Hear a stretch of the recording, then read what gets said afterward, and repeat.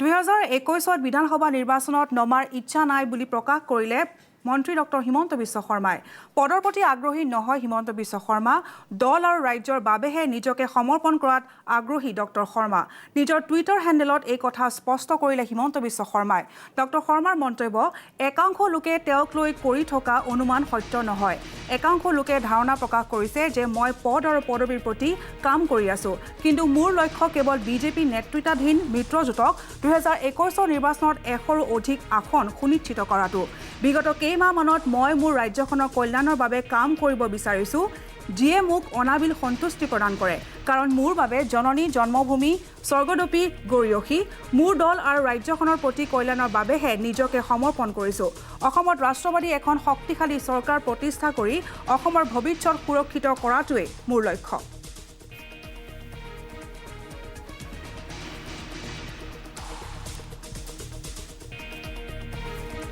উল্লেখযোগ্য যে 2016 চনৰ 9 এপ্ৰিলত শুৱালকুছিত অমিত শ্বাহৰ উপস্থিতিত এক নিৰ্বাচনী সভাতে ডক্টৰ হিমন্ত বিশ্ব শৰ্মাই স্পষ্ট কৰি দিছিল যে পদবীৰ লালসাত তেওঁ অসমৰ ইমূৰৰ পৰা সিমূৰলৈ নিৰ্বাচনী প্ৰচাৰ চলোৱা নাই ৰাজ্যত এক শক্তিশালী বিজেপি চৰকাৰ গঠন তথা অসমক শক্তিশালী ৰাজ্য হিচাপে প্ৰতিষ্ঠা কৰাৰ বাবেহে তেওঁ অহোপুৰুষাৰ্থ কৰি আহিছে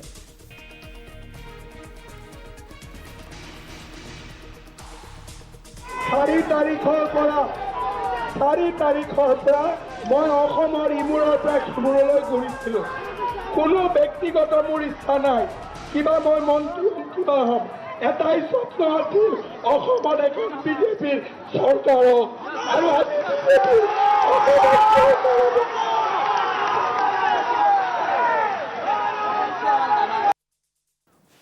আৰু এইদৰে যথেষ্ট আবেগিক হৈ পৰিছিল হিমন্ত বিশ্ব শৰ্মা ইফালে 2018 চনৰ 13 ডিচেম্বৰতো ডক্টৰ হিমন্ত বিশ্ব শৰ্মাই স্পষ্ট কৰি দিছিল যে 2021 নিৰ্বাচনৰ প্ৰতিদ্বন্দ্বিতা কৰাৰ হাবিয়াস তেওঁৰ নাই এৰাব নোৱাৰা পৰিস্থিতিত দলে বাধ্য নকৰিলে 2021 নিৰ্বাচনত তেওঁৰ প্ৰতিদ্বন্দ্বিতা কৰাৰ মন নাই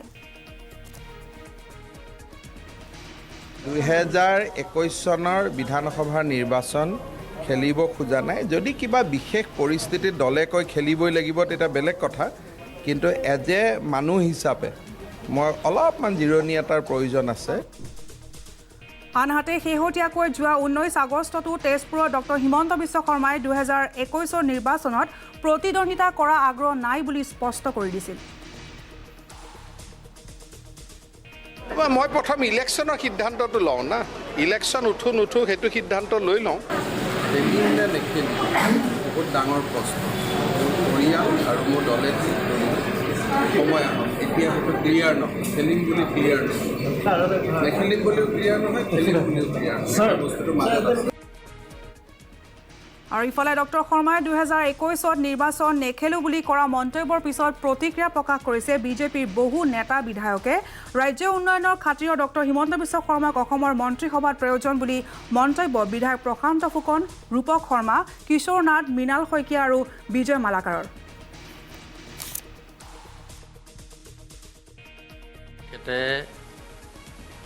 যেটো কৈছে সেইটো আমি ভাবো যে তেখেতে সেই কথাটো আকৌ পুনৰ বিবেচনা কৰিব কাৰণ যোৱা ইলেকশ্যনত বা আগৰ দিনকেইটাত তেওঁ যি ধৰণে অসমৰ উন্নয়ন কৰিবৰ কাৰণে যি ব্যৱস্থা হাতত লৈছে সেই ব্যৱস্থাত আমি কোনেও নুই কৰিব নোৱাৰোঁ আৰু এটা কথাও হৈছে যে যোৱা 2001 চনৰ পৰাই তেখেতে মন্ত্ৰী হৈ আছে আৰু অভাৰ ষ্ট্ৰাগল কৰি এইডোখৰ পাইছেহি আহি ধৰক ৰাতি দিন নাই 24/7 যি ধৰণে কষ্ট কৰিছে সেই কষ্টৰ কাৰণে হয়তো তেখেতৰ এটা সিচুৱেশ্যন পইণ্ট আহিছে তেখেতে ভাবিছে যে এবাৰ ইলেকশ্যন নেখেলোঁ অন্য ধৰণৰ কিবা চিন্তা চৰ্চা কৰিব পাৰে কিন্তু আমি ক'ব খুজিছোঁ যে নহয় তেখেত এই আমাৰ টীমত থাকক এই টীমত থাকিলে কি হ'ব অসমৰ ডেভেলপমেণ্ট হ'ব অসমৰ ডেভেলপমেণ্টটো আজিৰ ডেটত প্ৰাসংগিকতা আছে আমি যিহেতু যোৱা 5 বছৰত যিখিনি ডেভেলপ কৰিলোঁ আৰু আগন্তুক 5 বছৰত আমাৰ যিখন চৰকাৰ হ'ব যিহেতু 100+ আমাৰ হ'বই সেই 100+ হোৱাৰ চৰকাৰখনত তেখেতৰ মন্ত্ৰিত্ব আৰু তেখেতৰ উপদেশ কিন্তু আমাক লাগিব সেইকাৰণে মই ভাবোঁ যে তেখেতে এই যি চিন্তা চৰ্চা কৰিছে এই চিন্তা চৰ্চাটো তেখেতে পৰিৱৰ্তন কৰি আগন্তুক দিনত সৰ্বানন্দ সোণোৱাল ডাঙৰীয়াৰ নেতৃত্বত যিখন চৰকাৰ হ'ব সেই চৰকাৰখনত থাকি আমাক শিকাই বুজাই অসমখন উন্নতি কৰাৰ ক্ষেত্ৰত তেখেতে এটা অগ্ৰণী ভূমিকা নিশ্চয় ল'ব।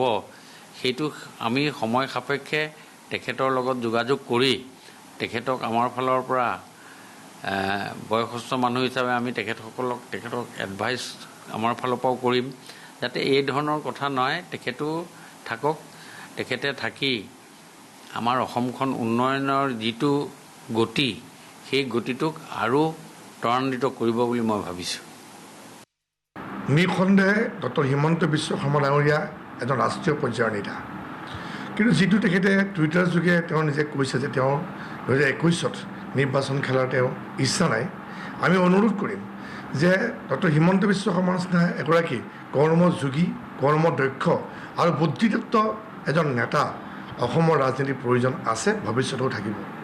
তেখেতে যি ধৰণে এই যোৱা 4.5 বছৰত অসমখনৰ উন্নয়নৰ যি দিশত আগুৱাই লৈ গৈছে, আৰু মই এটাই অনুৰোধ কৰিম তেখেতক যে কেতিয়াবা যদি ৰাষ্ট্ৰীয় পৰ্যায়ৰ তেওঁ যদি লৈ যায়, আমাৰ যিখন নেতা আছে তেখেতক যদি ৰাষ্ট্ৰীয় পৰ্যায়ৰ ৰাজনীতি তেওঁ যদি লৈ যায়, অন্ততঃ কিছু বছৰ অসমৰ ৰাজনীতিত তেখেত থাকিব লাগিব। আৰু তেখেতে যিধৰণে উন্নয়ন দিশত আগুৱাই নিছে, অসমৰ 3.30 লাখ মানুহ প্ৰত্যেকগৰাকী ব্যক্তিয়ে অনুভৱ কৰে যে তেওঁৰ যে অসমৰ ৰাজনীতিত তেওঁৰ প্ৰয়োজনীয়তা কিমান। হিমন্ত বিশ্ব শৰ্মা মহোদয় তেওঁ এজন দক্ষ ৰাজনীতিবিদ। অসমত আজিৰ দিনত যি উন্নয়ন হৈছে এইটো ৰাইজে চাই আছে। তেখেতে কিভাৱে ৰাতি দিনে অসমৰ কাৰণে কাম কৰি আছে। আৰু তেখেত যদি কয় ৰাজনীতি মই এইটো নকৰিম, বা আপুনি যিটো প্ৰশ্ন সুধিছে সেইটো তেওঁ ক'লে, বা মই ভাবোঁ যে অসমৰ যে অসমৰ ৰাইজেই নামানিব। কিন্তু আজিৰ দিনত অসমৰ ৰাইজে চাই আছে যে তেওঁ কেনেকুৱা ৰাতি দিন 24 ঘণ্টা অসমৰ ৰাইজৰ কাৰণে কাম কৰি আছে, অসমখন কিভাৱে আগুৱাই নিয়া যায়, অসমক কেনেকৈ উন্নত কৰা যায়, সেইটো লৈ তেওঁ কেনেকুৱা ৰাতি দিনে কাম কৰি আছে। আৰু তেওঁ যদি এনেকুৱা কয় বা আপোনালোকে এইটো সোধে, সেইটো আমিও নামানিম, ৰাইজেও নামানিব, কোনেও নামানিব। তেওঁ দৰকাৰ আছে, তেওঁ থাকিবই লাগিব। তেওঁ যদি নাথাকে তেতিয়াহ'লে অসমখন ক'ত যাব। যেনেকৈ বা মই এটা কথা কওঁ, আগৰ চৰকাৰৰ দিনত অসমক কৈছিলে মানুহে, আপোনালোকে জানে যে Assam is the land of লাহে লাহে, এইটো এটা কথা আছিলে আগৰ দিনত। কিন্তু আজিৰ দিনত এনেকৈ নাই। আজিৰ দিনত অসমখন ইমান ফাষ্ট হৈ গ'ল, ইমান দৌৰি আছে, মানুহে তৎ পোৱা নাই। পাব্লিক হওক, আমাৰ জনপ্ৰতিনিধি হওক, অফিচিয়েলছ হওক, অফিচাৰ্ছ হওক, কোনেও তৎ পোৱা নাই। চবেই উন্নয়নমূলক কামত লাগি আছে। কেলৈ লাগি আছে? এতিয়া আৰু সেই নামখন মানে গুচাই দিলে, নামটো মুচি গ'ল। আৰু তেওঁ ইয়াত থাকিবই লাগিব। আৰু তেওঁ নহ'লে অসমখন আগবাঢ়ি যাওয়াটো অলপ মুশকিল। দাদা ইলেকশন খেলিব লাগিব, কারণ আমরা যারা আছি আমরা সবাই দাদার কারণতে আছি। মই তো ব্যক্তিগতভাবে বিধায়ক হয়েছোঁ, দাদা টিকেট দিছে, বিধায়ক বনাইছে বা ইলেকশনত। আগামী দিনত দাদাৰ আশীৰ্বাদ থাকিলে বিধায়ক হ'ম। এৰিয়াত মই কামো কৰি আছোঁ। কাৰণ শুনি বেয়া লাগিছে, কাৰণ দাদাৰ মতন বিকল্প লিডাৰ এই নৰ্থ ইষ্টত নাই। আৰ আসামত তো হেমন্ত বিশ্ব শৰ্মা যিটো তাই যাক যেনেকৈ ক'ব এনেকৈ জিতাই লৈ আহব। সেইকাৰণে আসাম হেমন্তদা খেলিব লাগিব, হেমন্তদা খেলিব। আমৰা সব আছোঁ, মইতো বিশেষ কৰি এজন আছোঁ। লাষ্ট ষ্টেজ যিমান আছে আমাৰ শৰীৰত, মই হেমন্ত বিশ্ব শৰ্মাৰ কাৰণে লাষ্ট ষ্টেজ পৰ্যন্ত দিম। সেইকাৰণে হেমন্ত বিশ্ব শৰ্মা আমাৰ লগত থাকিব। আমাৰ দাদা সবাই আমৰা হেমন্তদাৰ লগত আছোঁ। কিন্তু তেখেত আমাৰ দলৰে হওক, চৰকাৰে হওক, এজন অগ্ৰণী ব্যক্তি। আৰু তেখেতৰ আচলতে এনেকুৱা ধৰণে কাম কৰি গৈছে যে তেখেতৰ ৰাজনীতিৰ ওপৰত আমাৰ অসমৰ ৰাইজ তথা আমাৰ অধিকাৰ আছে।